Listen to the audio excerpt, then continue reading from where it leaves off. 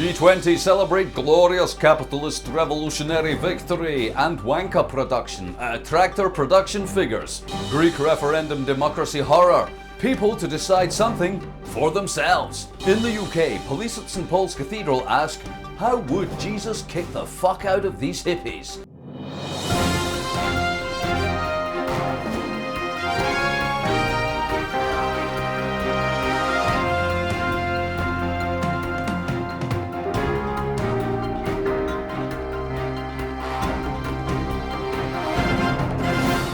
Hello peaceful protests, welcome to the FKN Newz. I'm taking legal action. Here are the headlines tonight. Welcome comrade employees to glorious capitalist Republic of Earth. Our brave leaders and very rich people are meeting in Cannes this week to celebrate the victory of the glorious capitalist revolution. The G20 will represent the greatest achievement of the revolution. All of the world's largest economic leaders together with one common goal, one unified purpose, fucking you over for a buck, so that very rich people can have a little bit more money. It is nearly 400 years since the revolution began in 1640 with the East India Trading Company, a small group of capitalist heroes funding a venture to fuck the people of East India over for a buck.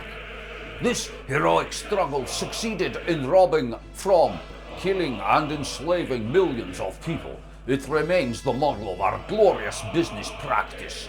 Since then, nearly every nation on earth has fallen to our unified code of commerce, and we now stand poised to overcome all remaining resistance. At the illustrious G20, our honorable great leaders will be discussing your continued non-profitable status, the growth of your debt, and the counter-revolutionary struggle against the filthy occupying forces of sharing and equality.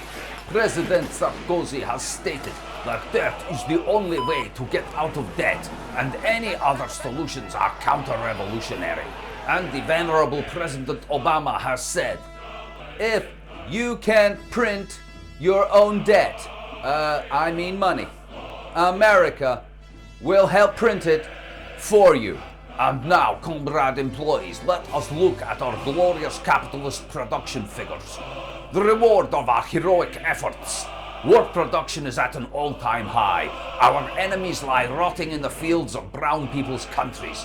Profits for all major banks are up, and poverty is way up also. And finally, wanker production has peaked in Cannes, with the world's top wankers coming together on a blank check for the banks. Thank you. That is all. Shop for victory, spend for your lives, and remember to die in debt. Business news now with Doomberg. Markets around the world have reeled in horror and plunged to new lows after an announcement by the Greek Prime Minister that some form of shady democratic referendum will be used to decide on the Greek bailout plan. World leaders are shocked and dismayed by the announcement, with many saying it's simply wrong for the people themselves to decide their own fate. As riots and unrest rock Athens and other Eurozone countries, many are questioning whether democracy has any role to play in the fiscal policies of countries that owe banks money. Here's a special report from our correspondent, profit-monger slave whipper.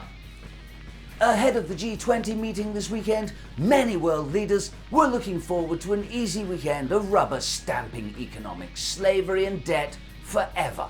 Instead, they now find themselves in the uncomfortable position of waiting to see what people actually want.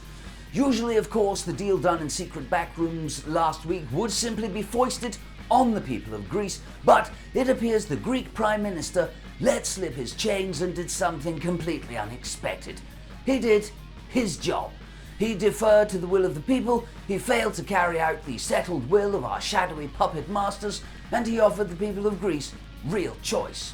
Well, as you can imagine, the markets are naturally pissed about this and have been falling ever since. It remains to be seen if some kind of corrupt, lying malpractice can stop the will of the people playing a part in their own future. And finally, a look at the currency markets. The dollar, as usual, worth fuck all. The pound worth fuck all. The euro worth less than fuck all. And many other currencies soon to follow suit. See you next time on Doomberg. Hey, it's me, Conspiracy Clown, 'cause it's not enough our rulers are lying, murdering scum. So, you don't hear much about Planet X these days. I wonder why. The imaginary red dwarf, alien-occupied, cataclysmic, imaginary, never-proven-to-exist body hurtling through the solar system on a collision course with Earth, populated with various flavors of aliens. You know why?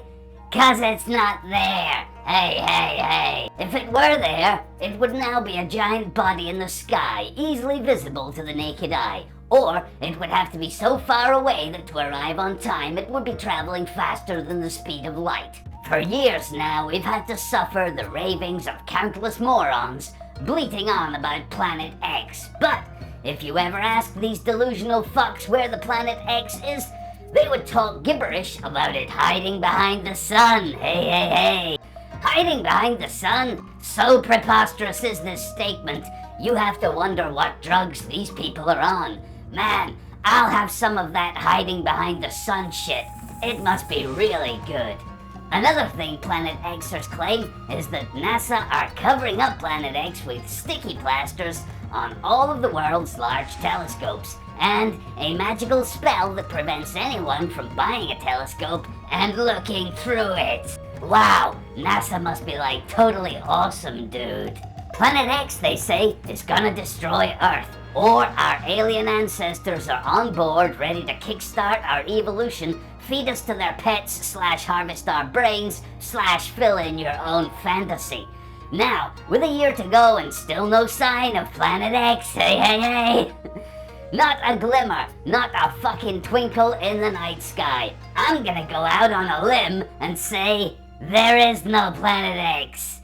And there never was. Hey. People who claimed there was are either dumber than rock or lying, duplicitous, fear-mongering, attention-seeking assholes, and should now post lengthy admissions of their own stupidity / gullibility on the internet or shut the fuck up. Do us a favor, save our collective consciousness from your irrational, unfounded, unproven ravings. Until next time, be well, be happy, be free.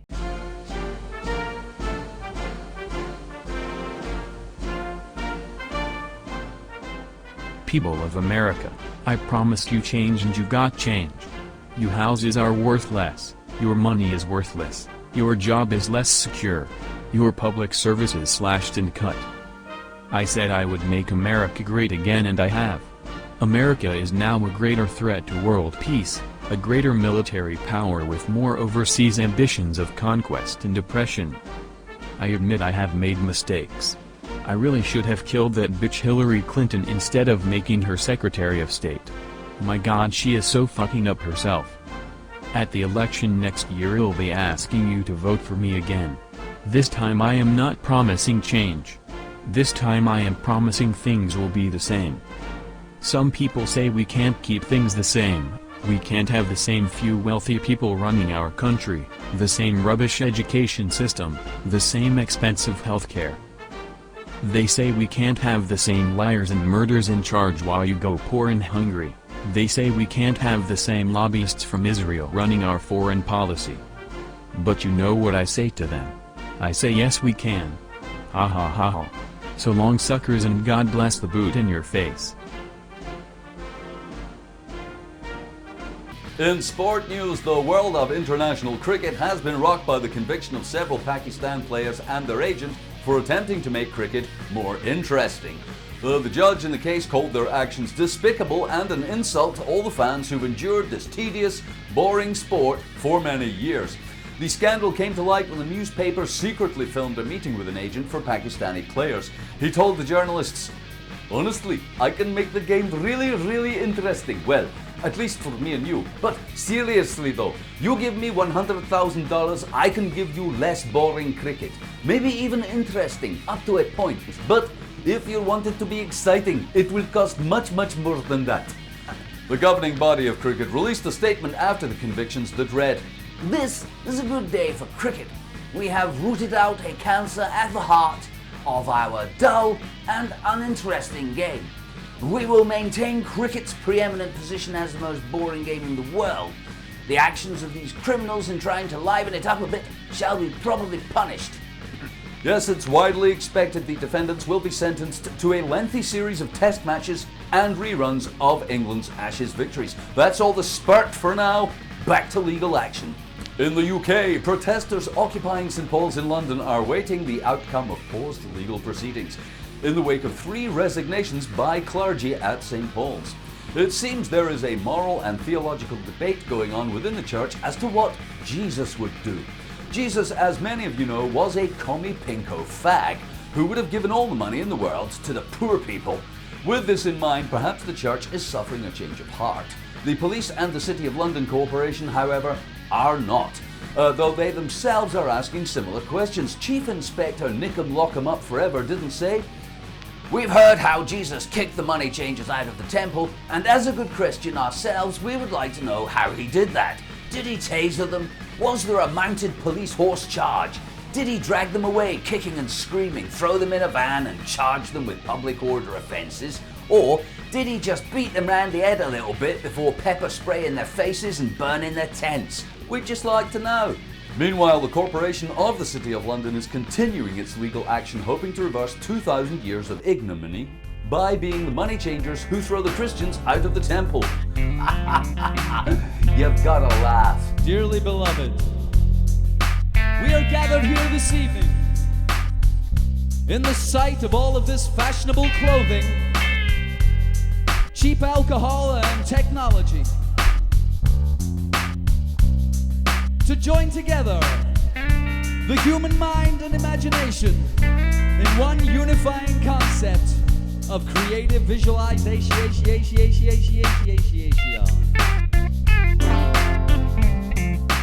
Join with me now.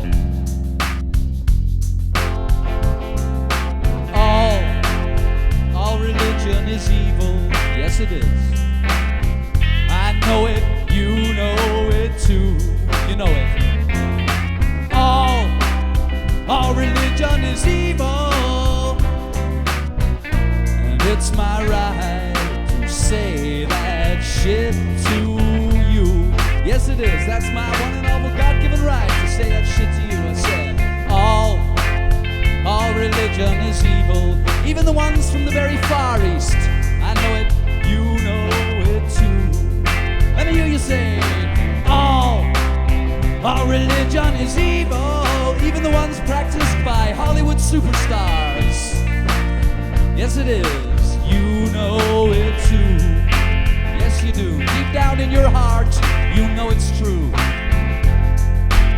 And I'll tell you why. Because they are lying, evil, fascist, evil, lying, evil, fascist, lying, evil, fascist, fascist, evil, lying, fascist, lying, evil, fascist, evil, lying, evil, fascist, lying, fascist, evil, lying, evil, motherfucking, evil, lying, motherfucking, evil, lying, motherfucking, lying, evil, motherfucking, fascist, evil, lying, motherfucking, evil, lying, evil, motherfuckers. Yes, they are.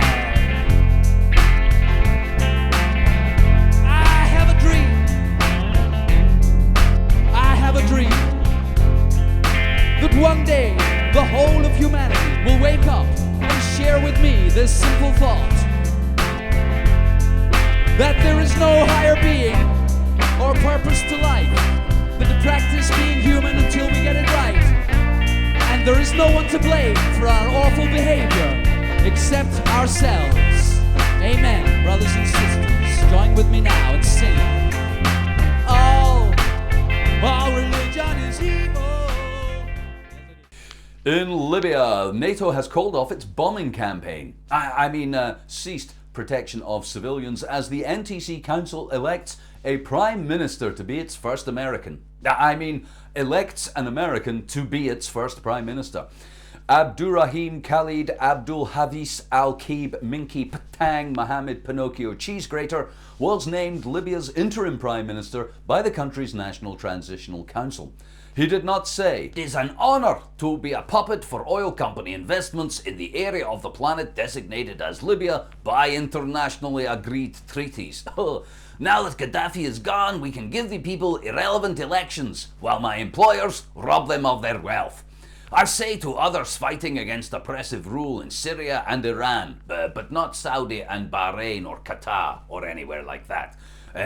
Rise up and be shot like dogs in the street. NATO has plenty of bombs left and would like to buy some more to help with the economy. Okay, thank you. See you at the elections. Yeah, alright, vote for me. I'm not a puppet. I'm not a crook. I'm not a crook. And finally, as global finance and economics become more and more tightly bound with national governments and sovereignty, many people have started to wonder just who are the power brokers, just who are the movers and shakers behind the scenes of international finance and transnational corporations. Well, the FKN Newz can exclusively reveal they are a group who are anonymous. Here's a video from their website. We are the anonymous. We are very wealthy. We will not lend you money without charging interest, and we do not give a fuck about you. Pay us. We are the ones who invest in warfare so you remain afraid. We are the ones who push your country into debt so we can tell you how to live. We are the ones who own the top 100 companies on Earth that control all the important resources. We are the ones chanting at an owl in Bohemian Grove. We are your deficit. We are your national debt. We are the markets. We turned the glory of your existence into graft and labor. We turned shelter into the housing market. We made growth a mantra. We made war just to watch you burn. We are who you owe the money to. We are who tells your government what to do. And we are anonymous. Thanks, and now the weather. The planet's fucked, it's your fault, and it's getting worse. Have a nice weekend.